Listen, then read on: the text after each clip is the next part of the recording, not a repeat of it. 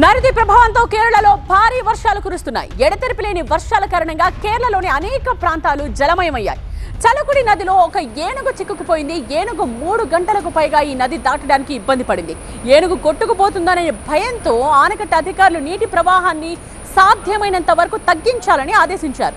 దీంతో ఏనుగు నది గుండా ప్రయాణించి నది ఒడ్డుకు చేరుకోవడానికి సహాయపడింది. ఏనుగు వీడియో ప్రస్తుతం సోషల్ మీడియాలో వైరల్గా మారింది.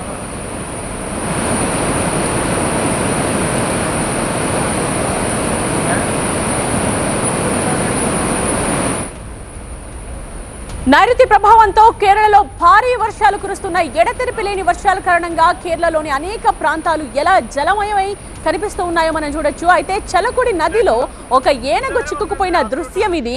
ఏనుగు దాదాపు 3 గంటలకు పైగా ఈ నది దాటడానికి చాలా ఇబ్బంది పడింది.